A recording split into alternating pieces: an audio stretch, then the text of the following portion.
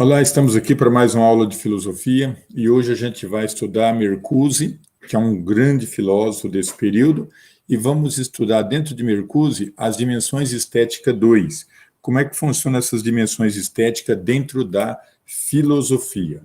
Então, o Mercuse na dimensão estética 2, o objetivo dele hoje é a gente analisar as questões da arte e o pensamento de Mercuse. Então, seria analisar as questões da arte, como é que funciona a arte dentro da filosofia, e Mercuse. E praticar assuntos recorrentes ao Enem, que já está próximo.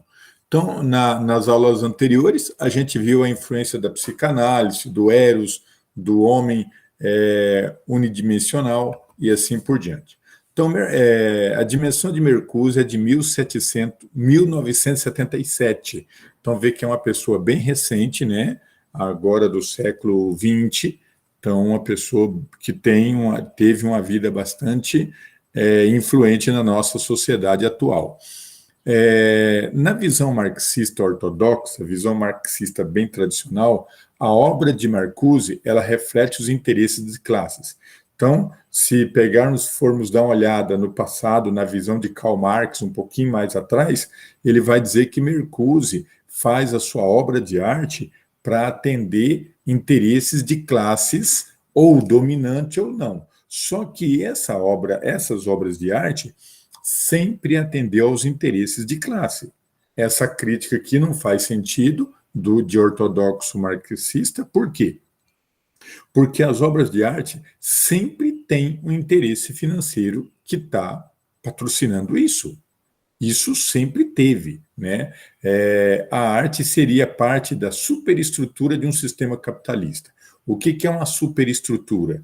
Eu vou comparar aqui a superestrutura para que o aluno entenda o que é uma superestrutura e o que é uma infraestrutura. A superestrutura é como se fosse um prédio. O prédio, quando você vê o prédio bonito, as sacadas, as fachadas, até o apartamento interno do prédio ou a sala comercial, você está vendo superestrutura, que é a parte que está ali aparente, aquilo que você está vendo. Quando você vê, e normalmente você compra o apartamento ou compra a loja comercial, mas você nunca vê a infraestrutura, você só vê a superestrutura. E o que seria a infraestrutura dentro desse sistema? A infraestrutura é o que está por baixo, são as fundações, de fato, é aquilo que sustenta o prédio. Toda aquela beleza do prédio está sustentado por uma situação chamada infraestrutura escondida. Então, normalmente, e dentro do sistema social, como é que funciona a infraestrutura e superestrutura? Então, infraestrutura é quando eu estou aqui na sociedade, vivendo na sociedade, eu aqui, professor Nilson, vestido de terno, gravata, isso aqui é a superestrutura. A infraestrutura são meus sentimentos, minha maneira de ver a vida, meus sofrimentos, que isso ninguém vê, só vê a parte bonita minha. É igual aquela frase popular que todo mundo diz, todo mundo só vê as cachaças que eu tomo, não vê os tombos que eu levo. Então, os tombos que eu levo é a infraestrutura. Não, isso é a infraestrutura. E a superestrutura é a cachaça que eu bebo. A minha roupa bonita, o meu estar bonito aqui, o meu estar feliz é superestrutura, né? Para que a gente entenda a diferença entre superestrutura e infraestrutura. Então, dentro da situação econômica, dessa situação que o Marcuse vai ser julgado, né? Vai ser meio que julgado, meio que estereotipado, faz o seguinte: a superestrutura é tudo que se apoia na economia e ajuda a perpetuá-la. Então, Estado, religião, arte, educação, tudo isso é superestrutura que está dentro de uma sociedade econômica. Porém, a infraestrutura são as relações de produção da parte econômica. Então, o que realmente produz, Quem é, aí, por exemplo, dentro da nossa sociedade agora, cascavelense, o que é superestrutura? É a cidade maravilhosa, é as nossas religiões, as nossas obras de arte, nossa educação, nosso asfalto, nosso sistema de saúde, tudo isso aqui é infraestrutura. Ou seja, não, desculpa, tudo isso é superestrutura, que está aí, que a gente está vendo, asfalto, calçadão, Avenida Brasil, reformada, todo, né, rodoviária, aeroporto, tudo isso é superestrutura. O que é infraestrutura? É aquele agricultor que está lá trabalhando de verdade, que está trazendo toda essa riqueza para a nossa cidade.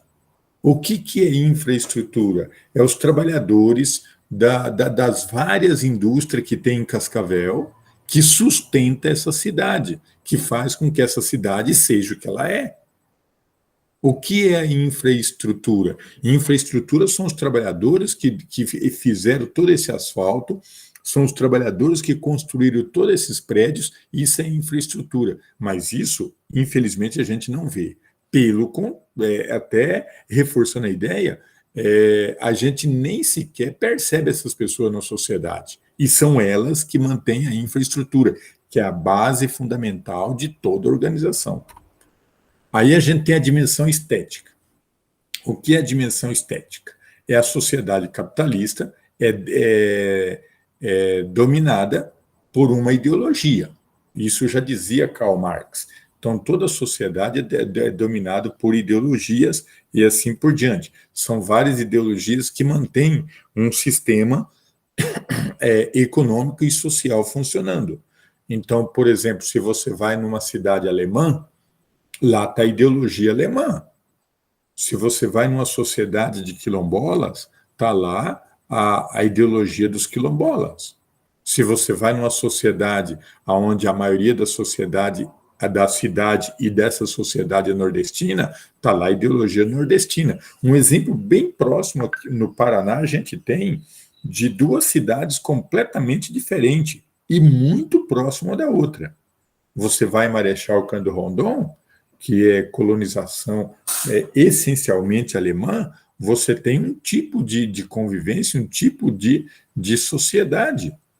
Aí você vem a Assis Chateaubriand, que é praticamente do lado, quase faz divisa de município com município. Assis Chateaubriand, completamente diferente. O povo da pele morena, muitos de origem nordestina, né? E a sociedade completamente diferente. Estrutura urbana, estrutura logística, mobilidade da cidade, nada a ver, né? Inclusive, eu já conversei com pessoas que eles abriram o comércio em Marechal Cândido Rondon e não deu certo. Eles tiveram que mudar de cidade o empreendimento deles. E por que não deu certo? Ele é branco, olhos azuis e de origem alemã. Qual é o detalhe que ele não tinha? Ele não falava a língua alemã. Aí chegavam os alemães na loja dele, né? Né? Pronto, ele não sabia falar alemão, não comprava no comércio dele. Então, veja bem que isso são dimensões de sociedade ideológica. A ideologia nem sempre é ruim, a ideologia pode ser boa também, né? Vamos a um quiz da nossa aula de hoje. O método utilizado por Karl Marx em sua análise dos desdobramento histórico é chamado de materialismo dialético. Materialismo dialético. E esse materialismo dialético, ele é bem interessante porque ele vai ser patrocinado pelos mecenas. Quem eram os mecenas no passado? Na cultura romana, na cultura medieval. Mecena é todo rico que patrocina ou patrocina o governo ou patrocina as obras de arte. E isso é a coisa mais normal que tem. No Brasil, por exemplo, você tem e teve governadores, presidente, que são patrocinados por grandes empresas. Só que o contrapartida dessas empresas querem alguma coisa desses governos. Então, quem são os mecenas?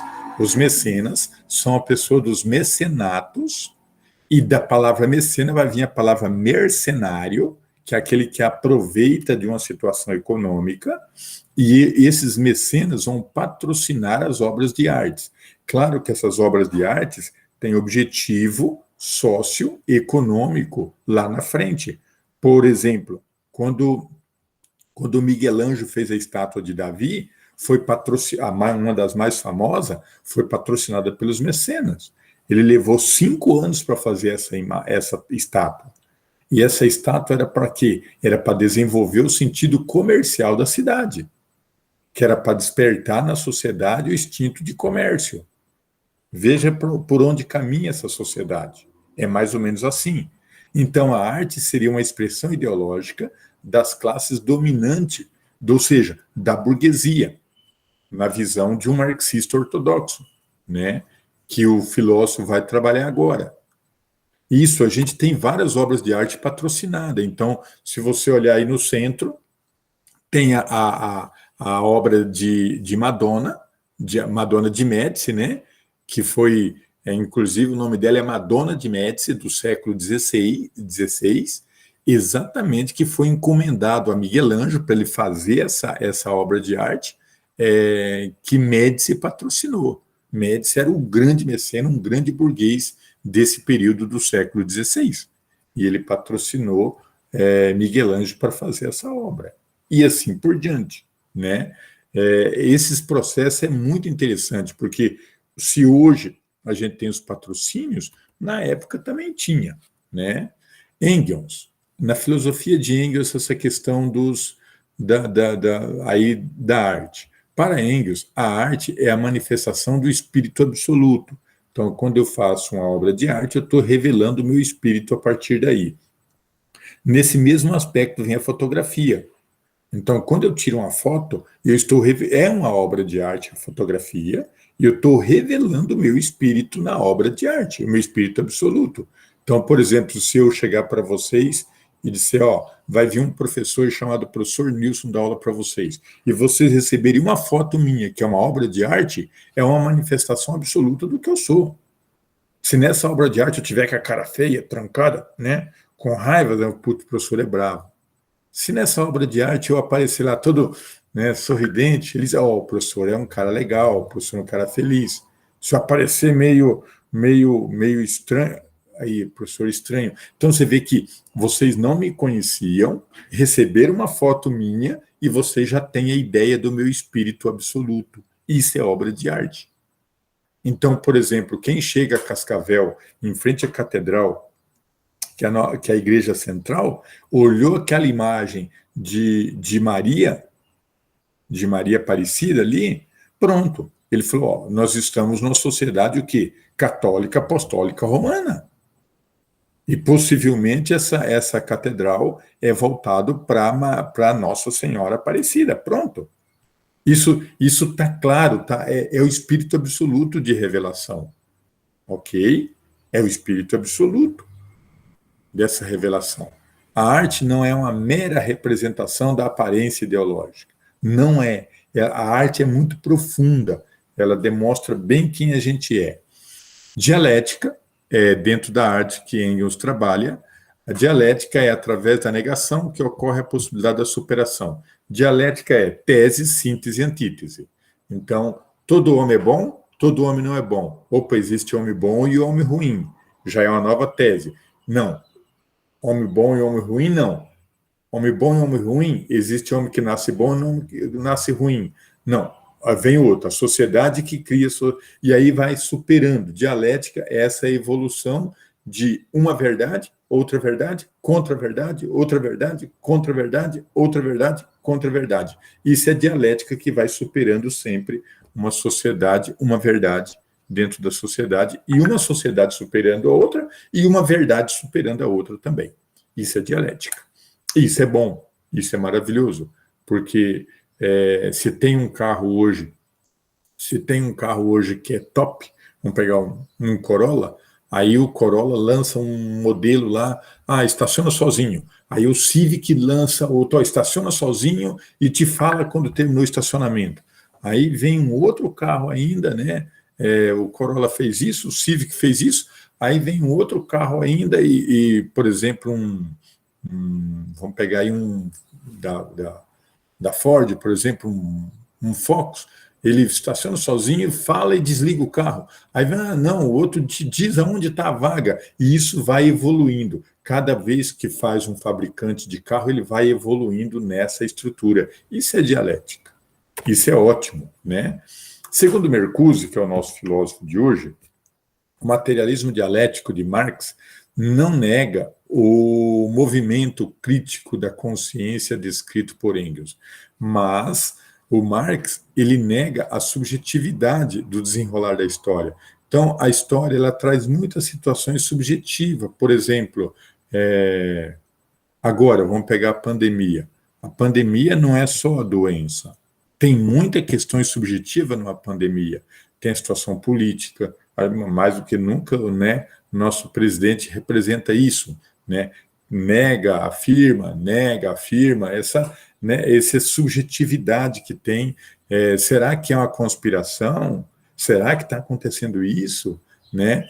Aí alguém recebeu alguma semente, diz que vindo da China. Será que essa semente é ou não é verdadeira? Quer dizer, será que estão fazendo uma teoria de conspiração, botando um vírus e tal? Então, tudo e toda essa subjetividade precisa ser entendido dentro da sociedade para que a gente faça uma análise mais verdadeira. A arte da negação, Mercuse diz que a arte não está necessariamente ligada às relações de produção de material. Não só a produção do material, não é só aquela obra de arte bonita, não é só aquele material bonito. Por trás desse material tem toda uma história, uma ideologia e assim por diante. Então o artista não vê o real meramente como concretude. Então, não é somente aquele real ali como concretude. Existe todo um processo histórico por trás disso aí. Dentro da arte da negação ainda, a gente tem alguns desafios. Os desafios do monopólio, quem domina isso, quem não domina, né? Então, a obra de arte ela tem um potencial crítico? Claro que tem. A obra de arte tem um potencial muito, muito, muito crítico. Né? Por exemplo, se a gente pegar dentro da história, o quadro de Guernica, de Pablo Picasso, quando ele representa toda a Guerra Espanhola, que dentro da Guerra Espanhola, o povo se revoltou contra o governo espanhol e a Inglaterra e a Alemanha, um de um lado e outro do outro. A Alemanha resolveu patrocinar o povo, a preparar para a Segunda Guerra, e a Inglaterra patrocinou o governo para preparar-se para a Segunda Guerra. Então, a Alemanha e a Inglaterra se preparou dentro da Guerra Civil Espanhola para a Segunda Guerra Mundial. E isso foi retratado no quadro de Guernica, feito por Pablo Picasso. Um quadro que é feito em praça pública, não é um quadro de galeria interno, lógico, né? É um quadro que tem 5 metros de largura por 2 de altura, mas retrata toda ali a dimensão da guerra. Se quiser dar uma olhada depois na internet, o nome do quadro é Guernica, né? Ou colocar Pablo Picasso, né, Guerra Civil Espanhola, que vai aparecer esse quadro lindo, maravilhoso, que é um quadro grande, 2,5 de altura por 5 de largura, representando toda a guerra desse período.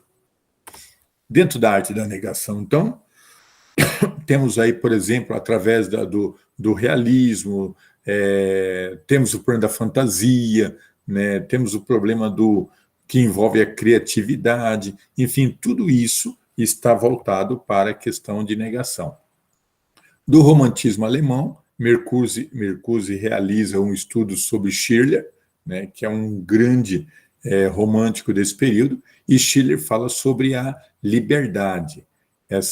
A tese dele de doutorado, o romance artístico alemão, vai tratar dessa questão da liberdade. E aí foi influenciado vários pensadores. Aqui a gente tem esse aqui, que é brasileiro, a Helena, que é brasileira, tem esse aqui, tem esse outro que é brasileiro também, inclusive é curitibano, Paulo Leminski, né? Brasileiro, curitibano, muito influenciado por Mercuse, tá? E aqui tem uma questão que caiu no Enem, inclusive, sobre os textos de Mercuse, tá certo? Então, revisando um pouquinho a nossa aula de hoje, falamos sobre Mercuse, sobre a importância dele nessa sociedade, sobre a importância da arte e o que a arte significa na história e na interpretação de filosofia.